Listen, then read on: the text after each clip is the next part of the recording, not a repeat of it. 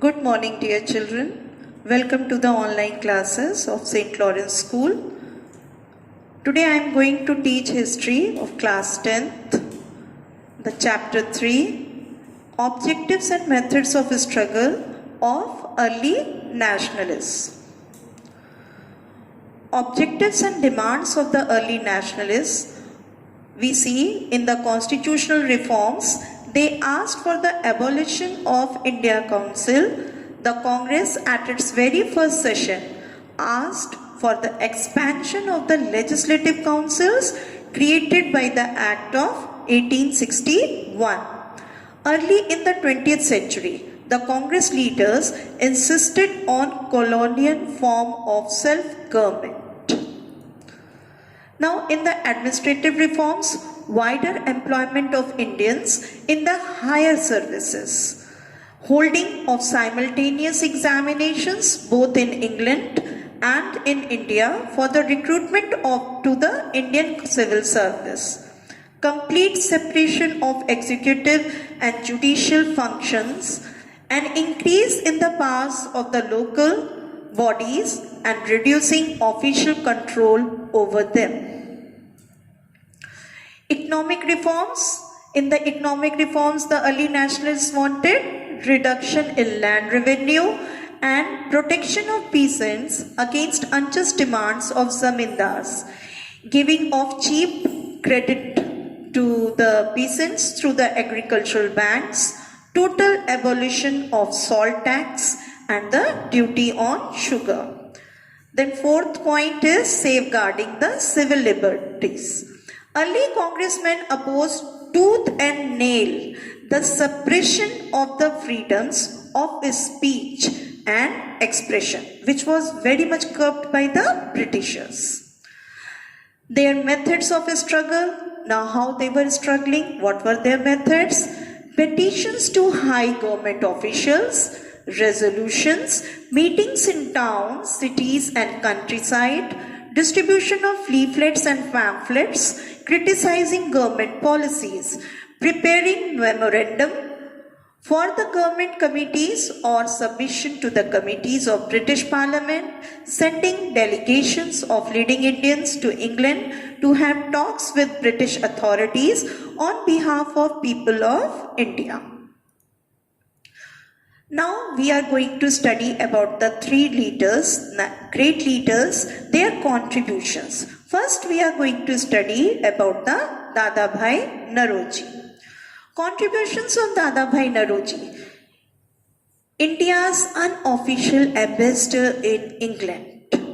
In 1866, Dadabhai founded East India Association in London. Its objective was to inform the British of the true state of affairs in India. Then one of the founder members of Indian National Congress, thrice he presided over the sessions of the Congress in 1886, 1893 and 1906.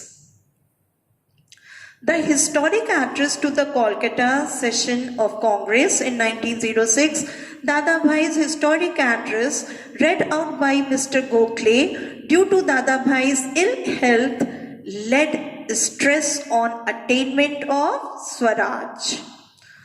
His enunciation of the nature of British imperialism and cause of poverty in India, his famous drain theory and views on Indian economy. Through his famous drain theory, he explained how India's wealth was being taken away to England in these forms. What were these forms? Salaries payable to the members of India Council, dispatch of savings to England by British personnel posted in India, pensions to British officers, payments to the War Office for the maintenance of British troops in India, and fifth point was profits of the British trading agencies. His advocacy of a just political system. Dadabhai believed that justice constituted the real basis of political power and not brute force. Contributions of Surendranath Banerjee. Now we are going to study about the next one, that is Surendranath Banerjee. fight against injustice and repression. Surendranath took to public life in 1876, the year in which he founded the Indian Association.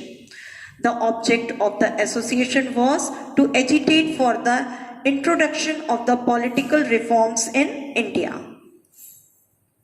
He fearlessly criticized such measures as the Arms Act and the Vernacular Act. Convened Indian National Conference in 1883, a pillar of Congress in its early days. Surendranath took the lead in convening the Indian National Conference in 1883. It was the first organization of all India character. Twice he has presided over the sessions of the Congress in 1895 and 1902. His role as a journalist: for several years, Surendranath edited the Bengali, which had been founded by W.C. Banerjee. A firm believer in India's right to self-government. Constitutional means for the attainment of India's goals. His principle was opposition where necessary, cooperation where possible. Now we come to the next leader, national leader, that is Gokhale. Gokhale's contribution to the freedom. Foremost among the Congress leaders, he presided over the Varanasi session of the Congress in 1905. His faith in constitutional means to achieve the goal. Now, Gokhale believed in constitutional agitation, that is, petition appeals to justice and passive resistance. At the same time, he supported the Swadeshi movement. He made a strong plea for the reform of the legislative councils and separation of judiciary from executive. Established the Servants of India Society. In 1905, Gokhale established the Servants of India Society. The society trained men to devote their lives to the cause of the country. Arousal of national awakening. In 1902, Gokhale had become the member of the Imperial Legislative Council. In his speeches in the council, he pleaded for the reduction in salt duty and abolition of excise duty on cotton goods. His economic ideas: he pleaded for the reduction of land revenue. Gokhale was in favor of state protection to infant Indian industries. He called for the employment of members of educated middle class. In this way, we come to the end of the chapter.